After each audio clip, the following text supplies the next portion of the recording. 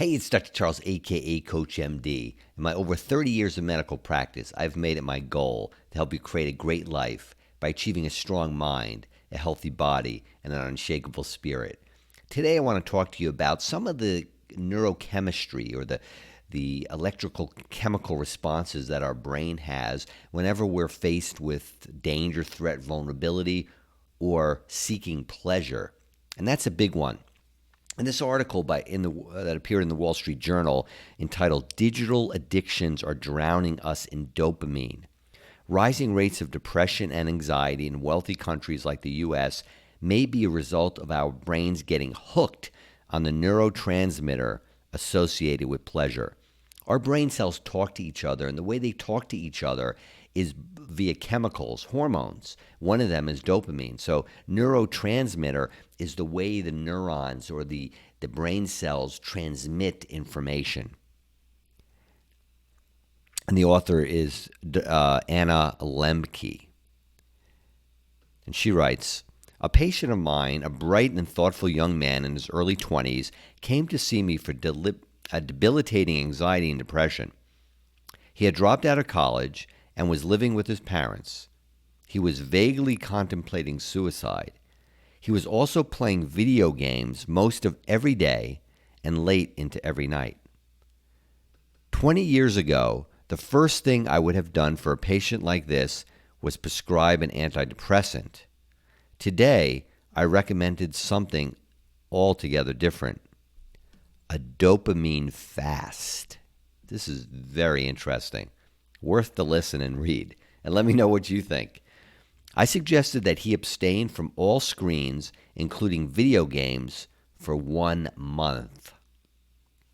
Over the course of my career as a psychiatrist, I have seen more and more patients who suffer from depression and anxiety, including otherwise healthy young people with loving families, elite education, and relative wealth. Their problem isn't trauma, social dislocation, or poverty. It's too much dopamine, a chemical produced in the brain that functions as a neurotransmitter associated with feelings of pleasure and reward. When we do something we enjoy, like playing video games for my patient, the brain releases a little bit of dopamine and we feel good. But one of the most important discoveries in the field of neuroscience in the past 75 years is that pleasure and pain are processed in the same parts of the brain, and the brain tries hard to keep them in balance. And this is very important because this goes entirely together with what I talk about, the automatic brain. This is the segment of the brain where we escape, where we fight and flee. And in order to flee, we need to have some type of pleasure. Sometimes the pleasure is actually helping us flee danger, threat, or vulnerability that might be elsewhere in our life. Whenever it tips in one direction, it will try hard to restore the balance, which neuroscientists call homeostasis, by tipping in the other. So if there is let's go on and we'll see what the author, how she describes it. "As soon as dopamine is released, the brain adapts to it by reducing or down-regulating the number of dopamine receptors that are stimulated." So the cell has different receptors on it. In order for you to get the pleasure, dopamine has to talk to the cell, attach to a receptor, so the receptor sends a signal into the cell. But if there's too much dopamine being released, the number of receptors on the cells goes down or is down-regulated.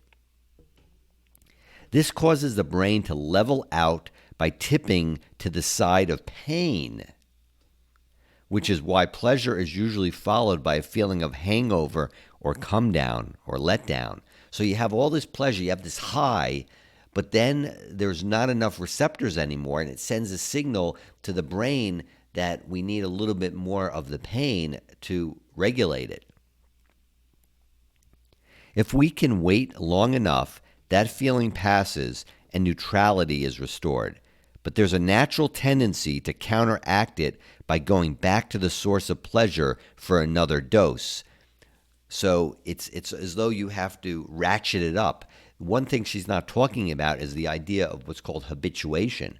So habituation means that we get used to the amount that's being released.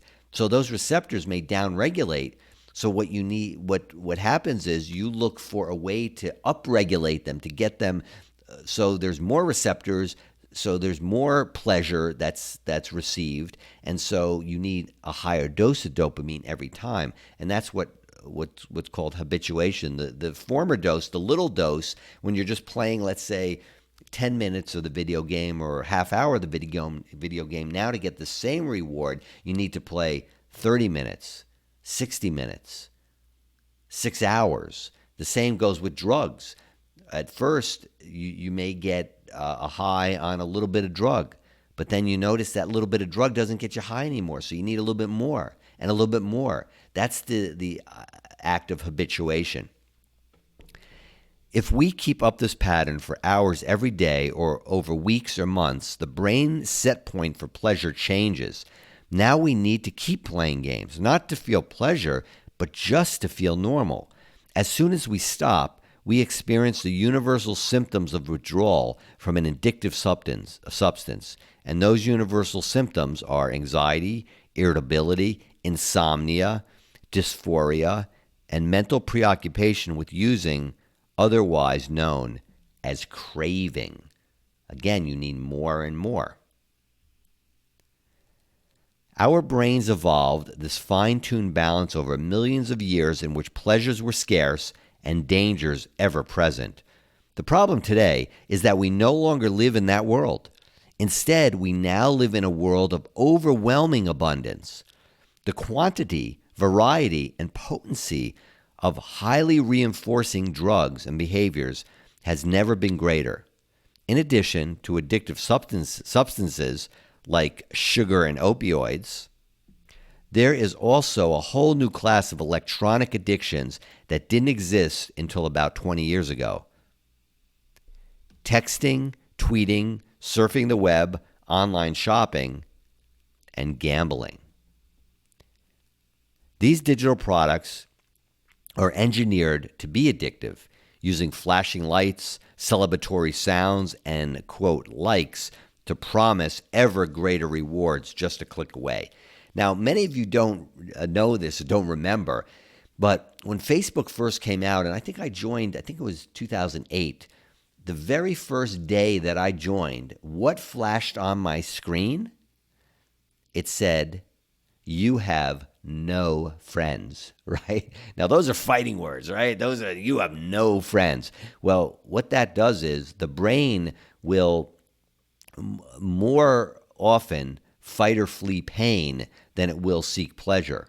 So initially, it was a pain response that Facebook was getting you to react to. Now it's a craving of more pleasure. These digital products are engineered to be addictive, using flashing lights, as I said, and all these rewards are just a click away. Yet despite increased access to all of these feel-good drugs, we're more miserable than ever before.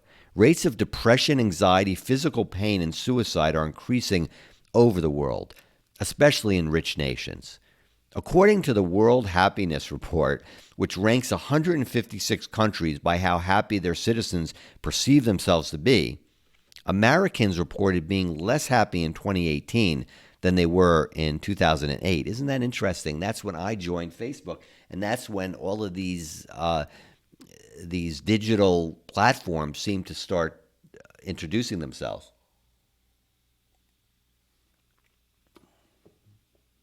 Taking a break with my lemon and apple cider vinegar dilution drink in the morning. I recommend it. A little tablespoon of each will be very good for you. Just saying, okay? Other wealthy countries saw similar decreases in self-reported happiness scores, including Belgium, Canada, Denmark, France, Japan, New Zealand, and Italy.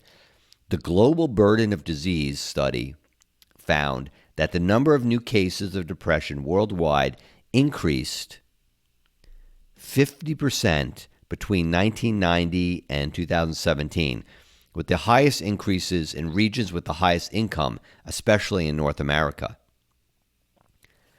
It's hard to see cause and effect when we're chasing dopamine. It's only after we've taken a break from the drug of choice that we're able to see the true impact of our consumption on our lives. See, dopamine is a drug. It's a hormone. It's in our body. It's natural, but it is a hormone. It is a drug like any other drug. It's what's called an endogenous, meaning part of us drug. That's why I asked my patient to give up video games for a month, enough time to allow his brain to reset its dopamine balance. It wasn't easy, but he was motivated by counterintuitive idea that abstaining from the thing that made him feel good in the short term might actually make him feel better in the long term. And some of you know my quote, which says, short-term pain leads to long-term gain, right? But short-term gain can lead to long-term pain. Think about that, because that's what we're talking about here. To his surprise, he did feel better than he had in years, with less anxiety and less depression. He was even able to return to playing video games without negative effects, but strictly limiting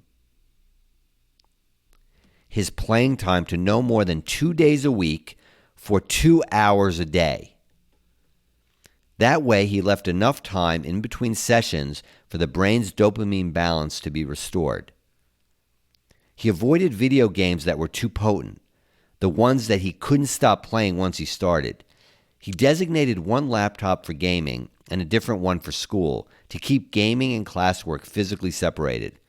Finally, he committed to playing only with friends, never with strangers, so that gaming strengthened his social connections.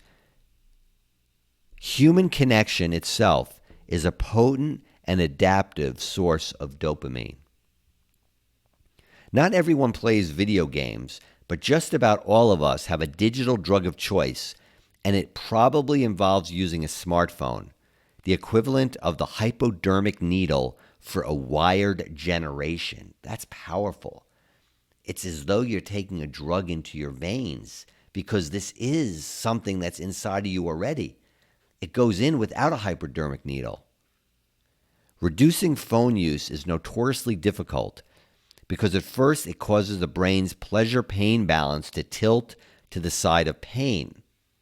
That's the same when you give up that pleasure-seeking activity, it's gone, so now all you have is the pain. So initially you have that withdrawal, so you have that pain. But it's short-term pain, which leads to long-term gain, making us feel restless and cranky. But if we can keep up long enough, the benefits of healthier dopamine balance are worth it. Our minds are less preoccupied with craving. We are more able to be present in the moment, and life's little unexpected joys are rewarding again. Dr. Lemke is a psychiatrist and professor at Stanford University. I think this is a really great article and something to think about and to look at your own lives. What in your life is going on right now where you might be engaging in it a little much so that your dopamine balance is being exhausted and you need more and more and more to keep up that same level, and you've habituated. So now when you try to take a little bit away, that pain kicks in. And again, it's the idea of that short-term pain by giving it up, like this psychiatrist had her patient give it up for a month, was able to restore the balance. And that short-term pain is leading to long-term gain. So think about that, because that will keep you, as I say, in strong in mind, in body, and in soul. Until next time, I'm Dr. Charles, a.k.a. CoachMD. Think about this. I think it's really important, and let me know what you think. Bye for now. Dr. Charles, CoachMD. Thanks for stopping by. Make sure to like and comment below. I'd love to hear from you. If you think you have a friend who might benefit from this video, share it with them. For access to exclusive content, support my Patreon. There you'll get private access to videos, meditations, health tips, even relationship and financial tips. You'll have a say in what I produce, and be able to participate in a monthly call with me. Don't forget to follow me on Facebook, Instagram, and Twitter, and subscribe to my YouTube channel. See you soon.